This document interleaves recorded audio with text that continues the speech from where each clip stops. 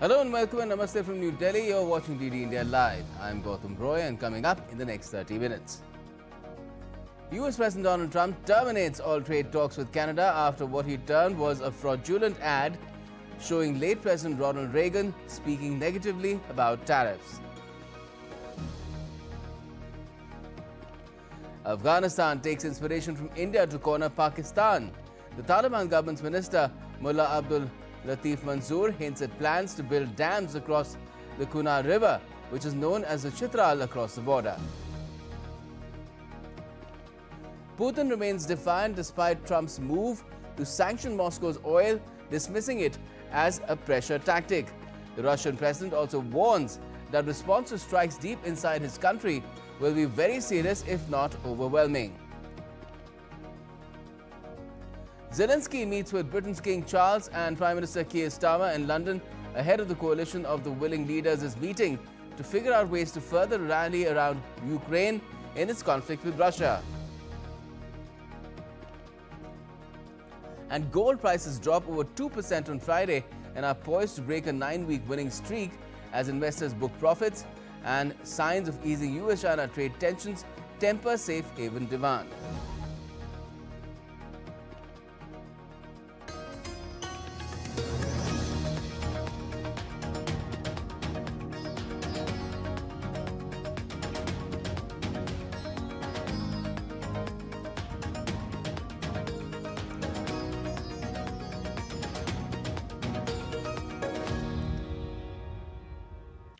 US President Donald Trump has said on Thursday that all trade talks with Canada have been terminated following what he called a fraudulent advertisement in which former and late President Ronald Reagan spoke negatively about tariffs. Trump wrote on Truth Social, and I quote, "Based on their egregious behavior, all trade negotiations with Canada are hereby terminated," end quote. The ad showed Reagan, a Republican, criticizing tariffs on foreign goods while saying they caused job losses and trade wars. The Ronald Reagan Presidential Foundation issued a statement late on Thursday saying the ad by the government of Ontario was using selective audio and video of Reagan and that the foundation was reviewing its legal options. Canadian Prime Minister Mark Carney told reporters on Thursday that Canada will not allow unfair US access to its markets if talks on various trade deals with Washington fail. The US imposed tariffs on Canadian steel, aluminium and autos earlier this year, prompting Ottawa to respond in kind. Russian President Vladimir Putin has warned on Thursday that Moscow's response to any strikes deep inside its territory would be very serious and overwhelming. Addressing reports that Washington had eased restrictions on Ukraine's use of long-range Western missiles and President Zelenskyy's comments about developing domestic weapons with a 3,000-kilometer range, the Russian president said such moves were an attempt to escalate, warning that attacks on Russian territory would invite a powerful retaliation. This is an attempt to escalate, but if these weapons are used to strike on Russia, the response will be very serious. I should even say overwhelming. Let them think about it. Despite the tensions, Putin emphasized that Moscow has always supported dialogue with Washington and still does. He said Trump's decision to cancel the summit appeared to be a postponement rather than a complete cancellation, adding dialogue is always better than confrontation. The US president has decided to cancel or postpone this meeting. More likely, he is talking about postponing it. What can we say? Dialogue is always better than any confrontation. And amid the tensions, the Russian president's special envoy for investment and economic cooperation, Kirill Dmitriev, is on a visit to the United States for talks. Quoting an unnamed source, Russian state-owned news agency RIA informed about this on Friday. And Ukrainian President Volodymyr Zelenskyy has met Britain's King Charles at Windsor Castle on Friday ahead of the coalition of the willing meeting in London. The two reviewed the guards before engaging in a brief interaction. King Charles III has been a vocal supporter of Ukraine, having previously hosted Zelenskyy after his meeting with US President Donald Trump. The London discussions will feature both in-person and virtual participation. Leaders including NATO Secretary General Mark Rutte, Dutch Prime Minister Dick Schoof and Danish Prime Minister Mette Frederiksen are expected to join the talks with Prime Minister Keir Starmer.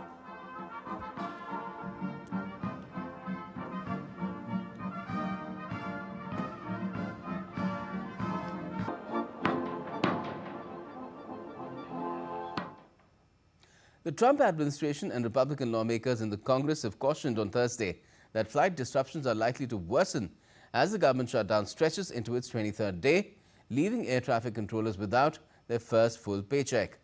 Around 13,000 air traffic controllers and 50,000 Transport Security Administration or TSA officers are being forced to work without pay during the shutdown. Controllers are set to miss their first complete paycheck on Tuesday. White House Press Secretary Caroline Leavitt warned of major flight delays, disruptions and cancellations at airports nationwide during the holiday season, blaming the Democrats for the ongoing impasse. But the Democrats have dismissed these accusations, insisting that it is President Trump and Republican leaders who are responsible for the stalemate by refusing to engage in negotiations. If the Democrats continue to keep the government closed, we fear there will be significant flight delays, disruptions, and cancellations in major airports across the country this holiday season. If Democrats continue to shut down the government, they will also be shutting down American air travel. Tensions flared in Alameda, California on Thursday as protesters clashed with the police over arrival of federal agents at local Coast Guard base. President Donald Trump reversed course on sending federal agents to San Francisco. The president's announcement on Thursday surprised many as he declared that no federal agents would be deployed to San Francisco despite earlier plans. The move comes amid ongoing debates over immigration enforcement in Democrat-led cities.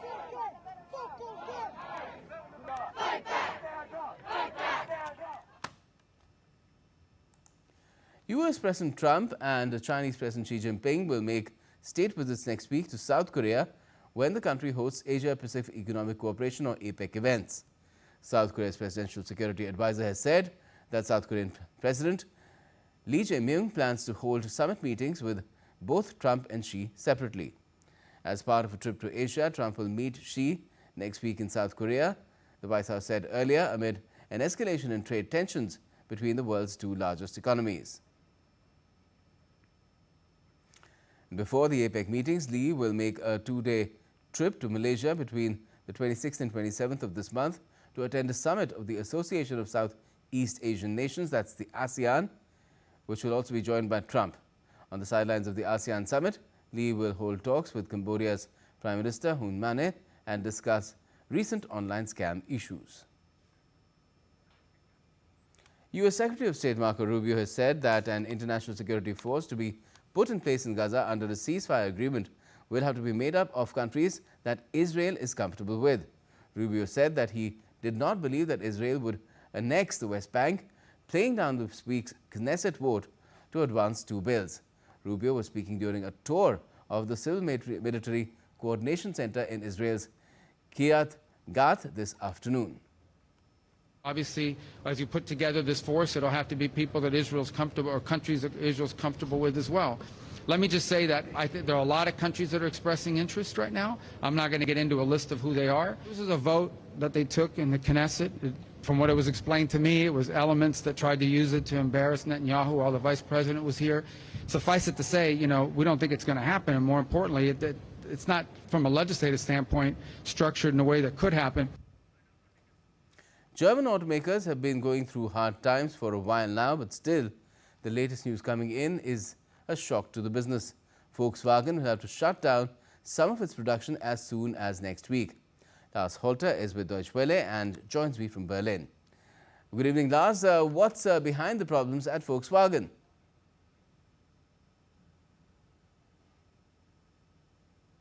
Thanks for having me. Well, that's right. Volkswagen said they might have to shut down production of their popular Golf model, and it's because the company is running out of chips. We're talking about chips made by the Dutch-Chinese company Nexperia, and there's quite a backstory to that now. Nexperia is a subsidiary of China's Wingtech technology, headquartered in Shanghai, but with some of their chips developed and manufactured in the Dutch city of Nijmegen. Now, last week, the Dutch government took over control of the Dutch plant, and citing national security and European economic security as a reason. Government insiders said it was meant to prevent Nexperia from leaking chip-related intellectual property to China, but China retaliated right away, with Nexperia immediately halting export of all its Chinese-made chips.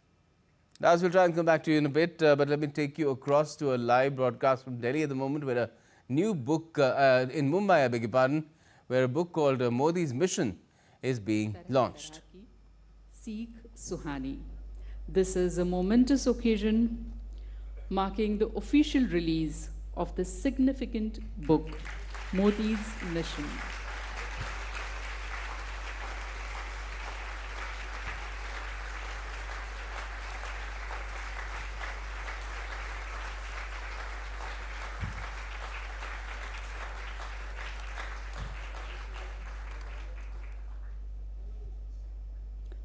Thank you so much to all the dignitaries. Modi's mission आदरणीय प्रधानमंत्री जी के असाधारण सफर को रेखांकित करती है। ये पुस्तक केवल जीवनी नहीं है, बल्कि एक विचार की कहानी है। पुस्तक प्रकाशन के इस सुनहरे एवं महत्वपूर्ण कार्यक्रम में आगे बढ़ते हुए महाराष्ट्र के कोने कोने में बसे सामान्य जनों से संवाद करने वाले माननीय उप मुख्यमंत्री श्री एकनाथ जी शिंदे साहब, मैं आपसे निवेदन करती हूँ, कृपया आप पुस्तक प्रकाशन समारोह में आपके विचार साझा करें। माननीय उप मुख्यमंत्री एकनाथ जी Shinde.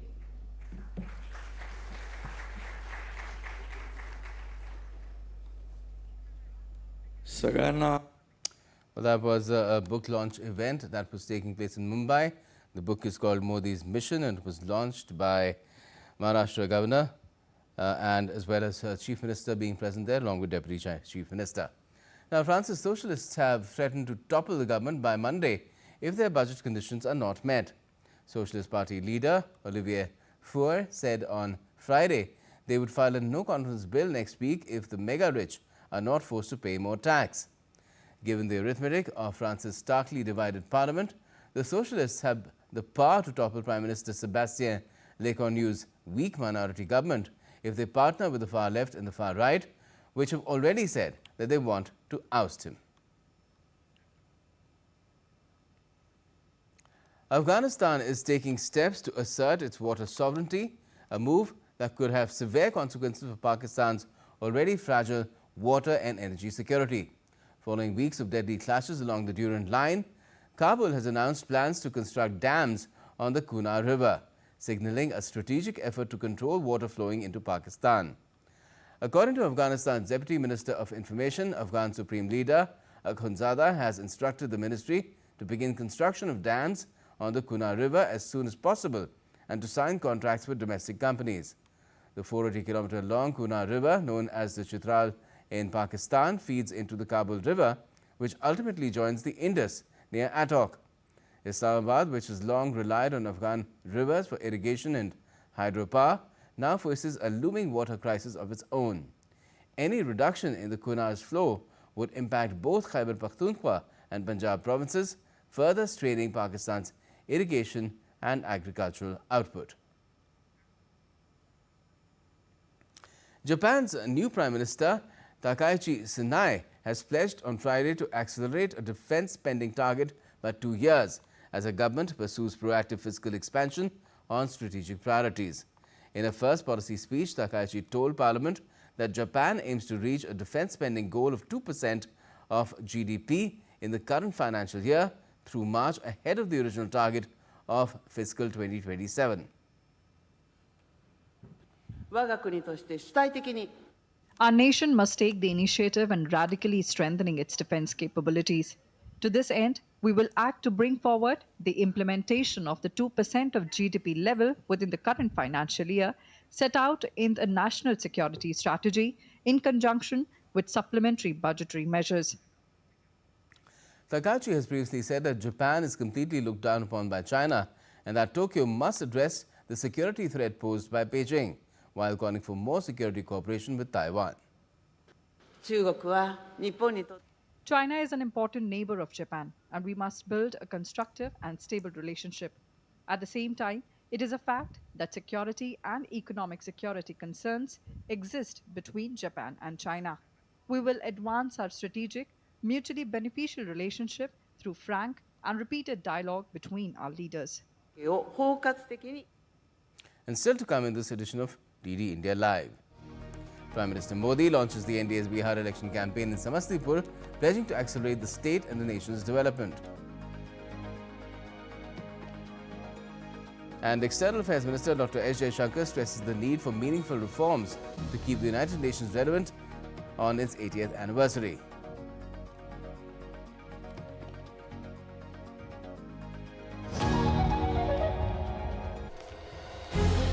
Indian industries are facing pressure because of President Trump's tariff threats.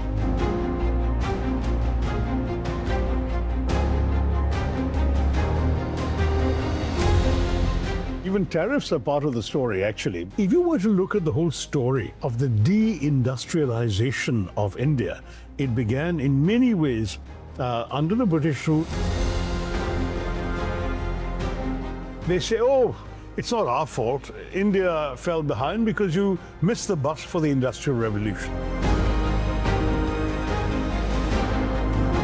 My answer is we missed the bus is because you threw us under its wheels.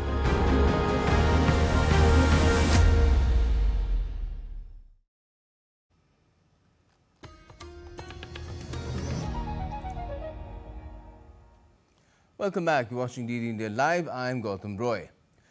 Now, Prime Minister Modi today said that employment fairs have become a medium for fulfilling the dreams of the youth of the country. The PM said this in a video message at the 17th National Rozgar Mela or Employment Fair in New Delhi. During the event, appointment letters to more than 51,000 newly recruited youth in various government departments and organizations were distributed under the Rozgar Mela initiative. Prime Minister Modi said through these employment fairs alone, more than 11 lakh or 1.1 million appointment letters have been given out to young people in the past some time. The PM also launched the Viksit Bharat Yojana in the country, which aims to provide jobs to crores of youth. पिछले 11 वर्षों से देश विकसित भारत के निर्माण का संकल्प लेकर आगे बढ़ रहा है। इसमें सबसे बड़ी भूमिका हमारे युवाओं की है, आप सबकी है। इसलिए युवाओं का सशक्तिकरण ये भाजपा एनडीए सरकार की प्राथमिकता है। आज रोजगार मेले युवाओं के सपनों को पूरा करने का माध्यम बन गए हैं। अकेले इन रोजगार मेलों के जरिए बीते कुछ समय में ही 11 लाख से ज्यादा नियुक्ति पत्र दिए जा चुके हैं और ये प्रयास केवल सरकारी नौकरियों तक ही सीमित नहीं है। हमने देश में पीएम विकसित भारत रोजगार योजना भी शुरू की है। इसके तहत 3.5 करोड़ युवाओं को नौकरी देने का लक्ष्य रखा गया है। The Prime Minister underscored that the past 11 years the country has been moving forward with the resolve to build a Viksit Bharat, and the youth have played the most significant role in this process. He also asserted that empowering the youth is a priority of the BJP NDA government, adding that the initiatives like Skill India Mission are equipping youth with necessary training. आज एक और skill India mission जैसे अभियानों के जरिए युवाओं को skill की ट्रेनिंग दी जा रही है।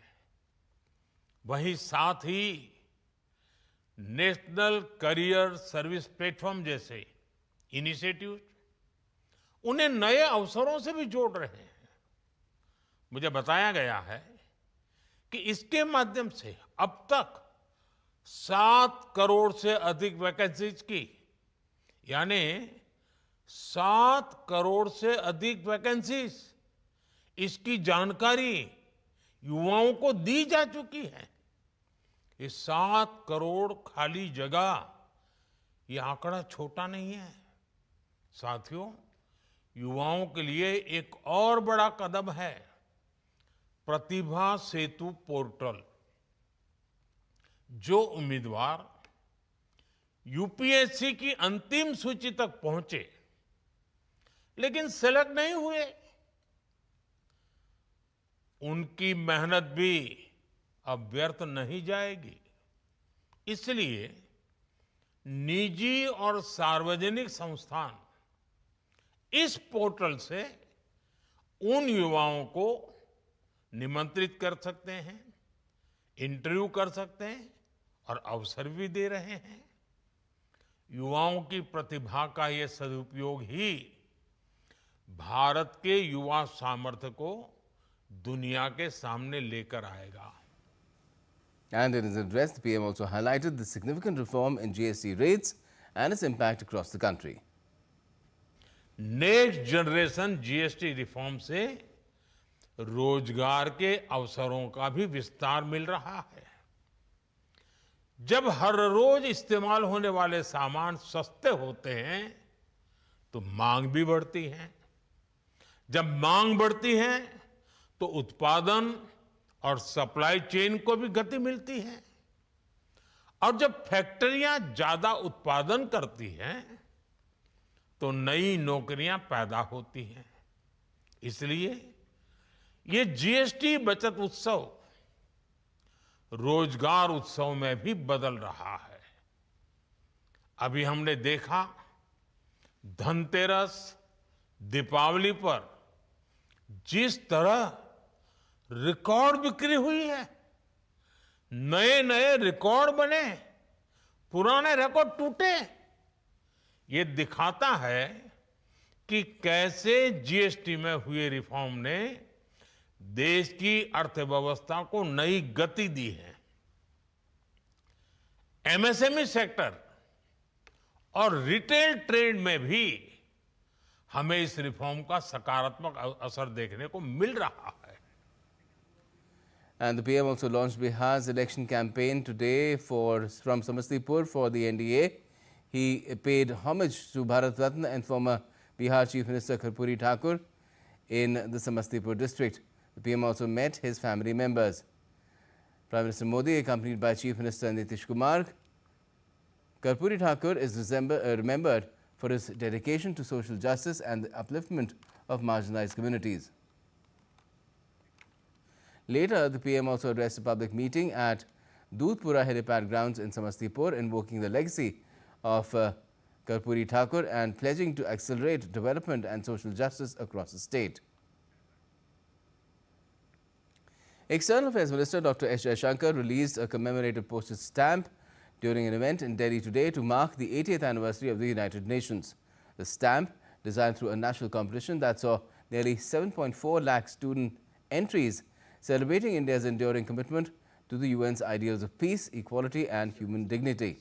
The event also celebrated Indian Post-Historical Association with the UN, showcasing their collaborative efforts in promoting global cooperation and sustainable development. The commemorative stamp stands as a symbol of hope and unity, reflecting the youth's vision for a peaceful and connected world. Dr. Jaishankar reaffirmed India's commitment to peace, security and development, emphasizing that India will continue to be a strong supporter of the United Nations and multilateralism. He also underlined that the UN's decision-making no longer reflects global realities, stressing the need for meaningful reforms to ensure the organization remains effective, representative and relevant. We must also recognize that all is not well with the United Nations.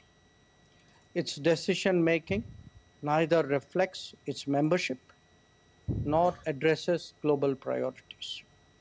Its debates have become increasingly polarized and its working visibly gridlocked. Any meaningful reform is obstructed using the reform process itself. Defence Minister Rajnath Singh took stock of the security situation and the operational preparedness of the Indian Army during the Army Commanders Conference in Jaisalmer. During the conference, detailed deliberations were held with the senior leadership of the Indian Army on key aspects including grey zone warfare and the roadmap for jointness, self-reliance and innovation. Chief of Defence Staff General Anil Chauhan and Chief of Army Staff General Upendra Dwivedi were also present. The Defence Minister virtually launched the equipment helpline of the Indian Army, Sainik Yatri Mitra app, and released Defence Minute Dishes Compendium compiled by Army Service Corps Centre and College in Bengaluru. He also inaugurated Naman centres for the facilitation of the veterans and next of kin. And earlier, the Defence Minister inaugurated Chandpuri Hall, an audiovisual room dedicated to the memory of Major late Brigadier Kuldeep Singh Chandpuri, who led the gallant defence during the Battle of Longewal in 1971. He also laid a wreath at the iconic Longewala Youth Sthal and paid homage to the brave hearts of the Indian Army. The Defence Minister witnessed a dynamic capability demonstration exercise showcasing integrated employment of new organizations along with the latest technological assets of the Indian Army. US inflation edged slightly higher in September as the Federal Reserve prepares to lower interest rates again next week to shore up the labour market. The Consumer Price Index, released 10 days late by the Bureau of Labour Statistics on Friday, rose 3% from the same time last year. That is the fastest annual pace since the start of the year and marks a small rise from the previous 2.9% level. Core inflation, which the central bank tracks as a gauge of underlying inflation since it strips out volatile items like energy and food prices, eased slightly to 3%. And gold prices fell nearly 2% on Friday, set to end a 9-week winning streak as investors booked profits. Easing trade tensions between US and China reduced safe haven demand ahead of key US inflation report, which has just come in fact. Spot gold dropped 1.9% to $4,047.30 per ounce, marking its sharpest weekly decline since November 2024. US gold futures for December delivery slipped 2% to $4,061.30 USD per ounce. The White House confirmed that President Trump will meet Chinese President Xi Jinping next week, easing doubts over trade discussions. Despite this week's drop, gold remains up 55% this year, supported by central banks buying and expectations of US rate cuts. And that's all we have for this edition of DD India Live, but let us know your thoughts on the news of the day. And for those on the go, you can get all the latest news and updates from India and across the world on DD India's mobile app. It's available on both Android and iOS. Just scan the QR code and download the app right away. And we'll be back with more news as it breaks here on DD India. I'm Gautam Roy from all of us here in Delhi. Thanks for watching DD India Live.